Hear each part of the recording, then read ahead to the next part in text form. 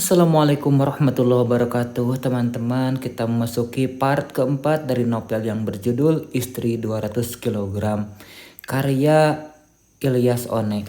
Sekarang cerita dituturkan dari sudut pandang Ayu. Brak, aku menutup pintu kamar dengan keras, pertanda jika hatiku juga sedang marah. Saat ini mungkin aku cuma bisa pasrah, menerima kenyataan jika cinta Mas Adam memang bukan lagi untukku. Aku kecewa dengan diriku sendiri. Seharusnya aku jujur dan terbuka sejak lama. Lama aku menangis sendiri meratapi nasib yang tidak pernah aku bayangkan sebelumnya. Mungkin sekarang Mas Adam sudah berangkat kerja. Tadi juga sempat aku mendengar dia berbicara di telepon. Pasti itu Claudia. Mereka merencanakan akan makan malam. Dan aku akan selalu hanya menjadi istri di atas kertas. Puas menangis, aku beranjak dari tempat tidur. Sepertinya sekarang perutku memberi sinyal untuk segera diisi. Padahal baru sejam yang lalu aku sarapan, tapi sekarang aku sudah lapar lagi. Rencana aku hari ini aku akan melakukan diet karbohidrat. Aku akan mengurangi sedikit asupan karbo yang membuat tubuhku melar tak terkendali. Tapi sepertinya usahaku sia-sia, karena sekarang saja tanpa sadar aku sudah menghabiskan nasi dengan soto kambing 1 porsi. Selalu begini, setiap habis makan nasi, aku selalu ingin memakan snack atau makanan ringan lainnya. Padahal perutku sudah kenyang, tapi mulutku tidak bisa berhenti menggunakan. Kembali aku membuka lemari khusus makanan ringan. Aku selalu menyetok makanan takut jika tengah malam aku kelaparan. Aku tidak akan bisa tidur malam jika perutku kosong. Entahlah, sepertinya dietku hari ini gagal. Aku selalu coba lagi besok hari.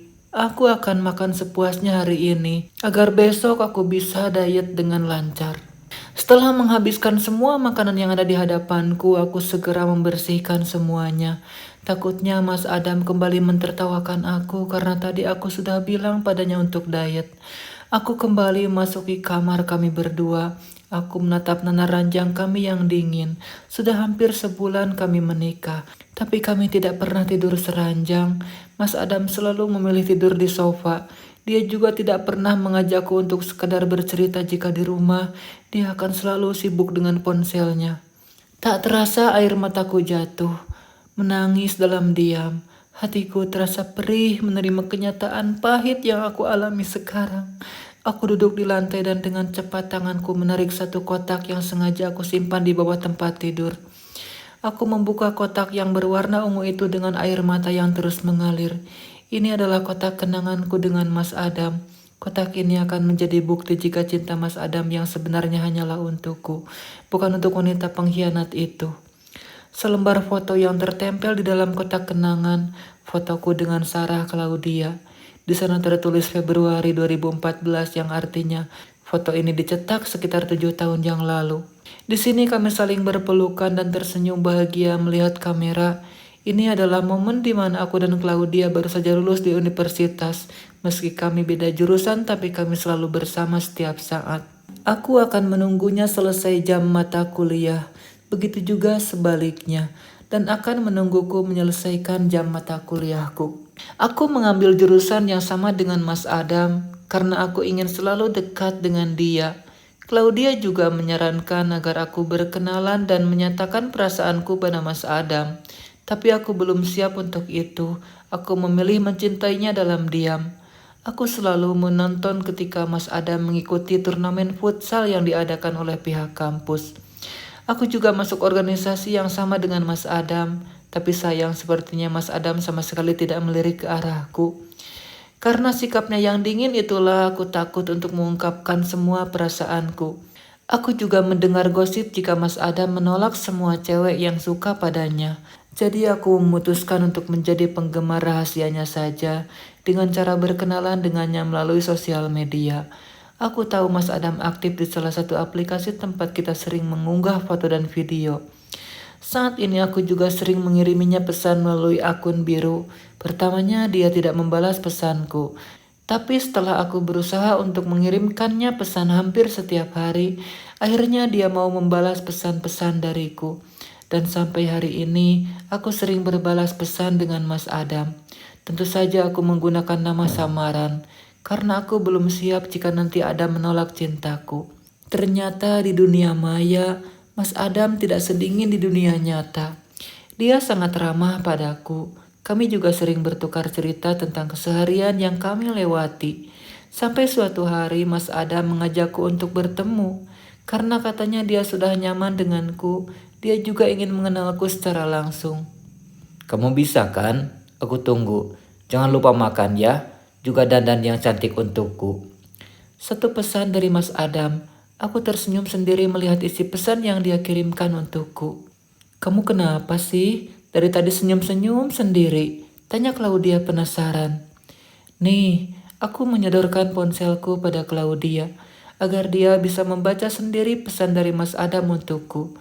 Wajah Claudia terlihat biasa saja, seolah dia tidak suka jika aku akan segera bertemu dengan Adam.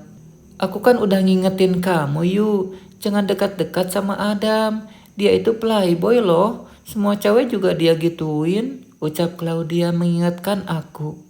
Tapi dia nggak gitu, buktinya aku nggak pernah lihat dia jalan sama cewek atau dia duduk di kantin untuk sekadar makan bareng. Pungkasku kesal. Claudia selalu melarang aku dekat dengan Adam, bahkan semenjak kami masih sekolah. Terserah kamu deh Ayu, aku cuma ingetin kamu aja. Terus kapan rencananya kalian bakalan ketemuan? Akhirnya Claudia mengalah juga. Dia memang sahabat yang baik. Dia akan menerima keputusanku dan mendukung semua keinginanku. Nanti sore di taman kota, katanya dia akan menunggu di sana sampai aku datang karena sebenarnya dia udah sering ngajak jumpa. Tapi aku gak mau karena aku merasa minder, keluhku lesu. Oh, kamu temenin aku ya, ucapku sambil mengedipkan mata pada Claudia. Idih, malas. Enak aja aku diajak cuma buat obat nyamuk kalian. Tolak Claudia cepat. Aku hanya terkekeh mendengar alasannya. Kamu mau makan apa? Biar aku pesan. Aku mau makan bakso soalnya. Tanya Claudia padaku. Saat ini kami sedang duduk di kantin kampus. Tapi dari tadi kami tidak memesan makanan apapun. Karena kami asik bercerita tentang Adam. Akhirnya Claudia bangun memesan makanan untuk kami berdua. Aku pesan nasi aja deh. Soalnya aku belum makan nasi dari tadi. Jawabku cepat. Gak seru kamu mah. Makan nasi terus. Aku pesenin bakso aja ya. Jangan deh. Nanti mah aku kambuh. Yang ada aku batal ketemuan sama Adam kalau aku sakit. Udah, kamu tenang aja. Makan bakso sekali gak akan buat kamu sakit. Ucap Claudia lalu langsung berlalu pergi. Aku hanya bisa menghela napas. Betul mungkin kata Claudia. Makan bakso sekali-sekali gak akan membuat mahku kambuh. Kok perutku jadi sakit gini ya? Aduh. Ringisku pada Claudia saat kami sudah di parkiran. Rencananya aku akan pulang cepat karena nanti sore akan bertemu dengan Adam. Aku harus bersiap-siap agar Adam tidak terlalu lama menunggu. Kamu kenapa Ayu? Penyakit mah kamu kambuh lagi? Tanya Claudia khawatir. Dia memapah tubuhku yang mulai mengeluarkan keringat dingin. Tadi harusnya kamu gak ajak makan bakso, ucapku saat kami sudah duduk di kursi. Maaf Yu, aku pikir kamu gak akan sakit gini, ucap Claudia. Ya Allah, sakit banget. Ratapku sambil memegang perut yang terasa sangat sakit dan perih. Tadi itu baksonya pedas, dan aku juga lupa belum makan nasi. Bentar, aku panggilin supir kamu dulu, ucap Claudia beranjak memanggil Pak Mus supirku. Claudia sedikit berlari menjumpai Pak Mus yang menunggu di mobil.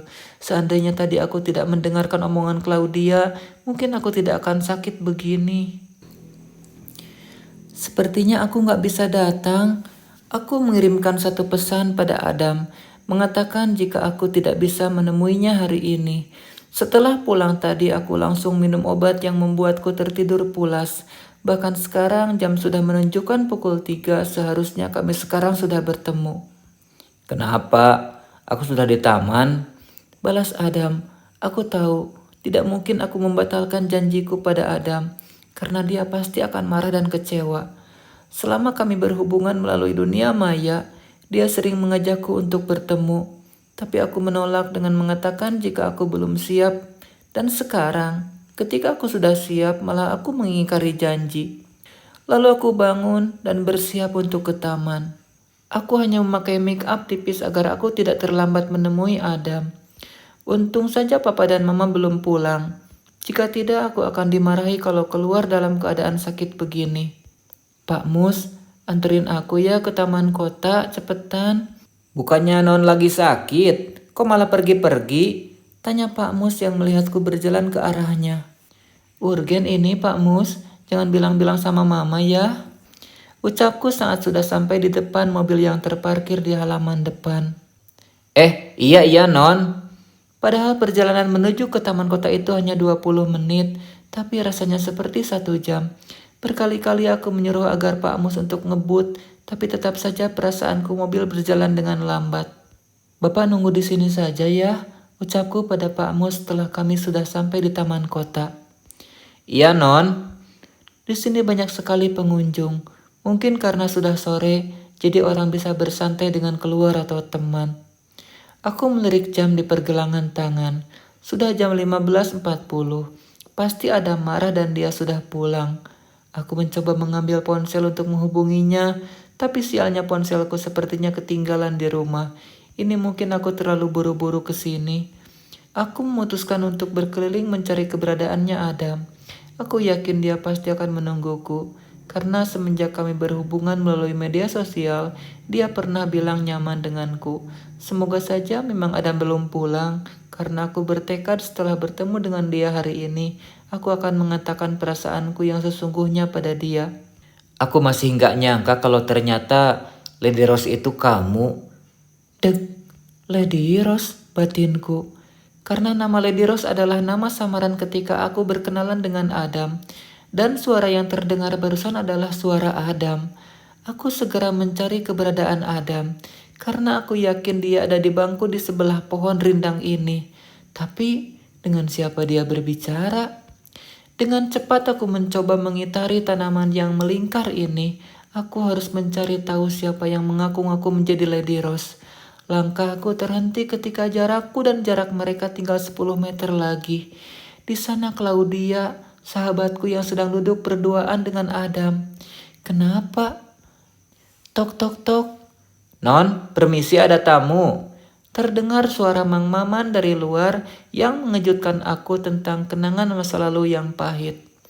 Aku segera menghapus air mata yang tersisa di pipi, lalu menyimpan semua kenangan ini kembali di bawah tempat tidur. Siapa Mang? Tanyaku ketika pintu kamar sudah terbuka. Katanya temen non. Oh, ya udah suruh masuk aja. Sekalian suruh nunggu ya. Aku buatkan minum dulu. Siap non. Kemudian aku langsung menuju ke dapur untuk membuatkan minuman untuk tamu tersebut. Setelah selesai, aku membawa nampan yang berisi 2 gelas minuman. Saat sampai di ruang tamu, aku terkejut dengan sosok yang menjadi tamuku hari ini. Sarah Claudia, wanita pecundang yang mengkhianatiku 7 tahun yang lalu.